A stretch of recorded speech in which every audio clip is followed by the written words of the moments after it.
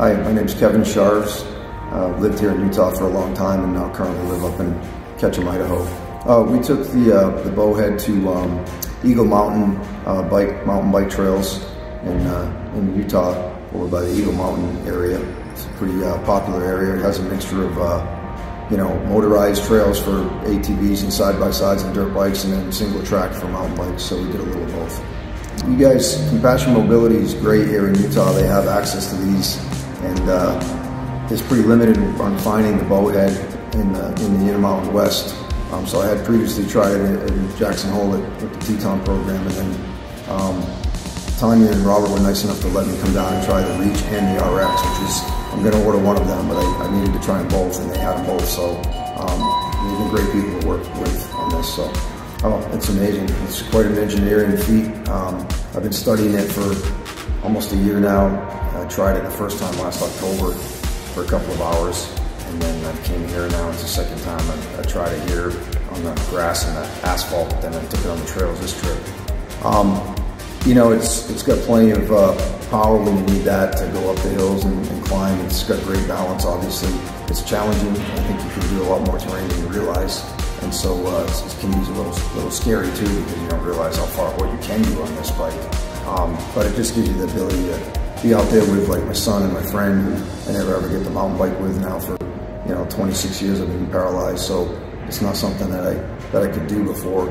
And I've tried a bunch of the different adaptive equipment, and this one seems to be the one that I definitely gravitate to and think performs the best, and probably be the one that I'm going to order. It's once you pull the pin, and you're now in control of your balance, because once you pull that pin, it's not holding itself up anymore. You work more than you realize with your upper body, your shoulders, your arms, a little bit of my upper chest area. And then of course I'm lucky that I'm from the waist down, and so I have a lot of functionality down to my waist. So my core area is helping control it. So you just got to get used to leaning it and using the handlebars and pressuring them where you need to be.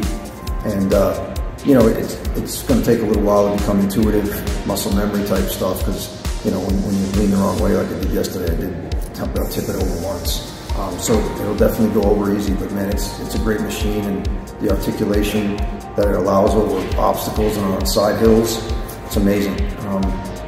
What it can do and how stable it really is. I think we did, the loop we did was about 5 or 6 miles yesterday in a couple hours. We were stopping a lot, for me, and then sometimes when we did the hill climbs, I had the power, and my friend and my son were pedaling, so they were left behind on the uphill climbs a lot. If it was a straight uphill climb, if it was technical, I had to slow down. But we didn't do a lot of miles. We rode for a couple hours. We took our time. We weren't in a rush. We were just trying to get a feel for it and try some single track that some of it looked pretty hairy, but this thing handled it actually really well. I had a couple of times I got spotted where I was a little nervous. I had to get out and walk along the side so I didn't tip over. So it was definitely, you definitely want to have a spotter with you. It's something that I'm sure there's plenty of folks that are getting used to it right on their own, and I will eventually, but it takes a little getting used to, I think. You want to have somebody with you if you can. Yeah, I mean, it's amazing. It has some gears. I'm not even sure if it's 2 or 3 gears, but I definitely knew the difference when I was shifting between them and how much faster it would go. And when you're hill climbing, I would try to be in a lower gear or the lowest gear.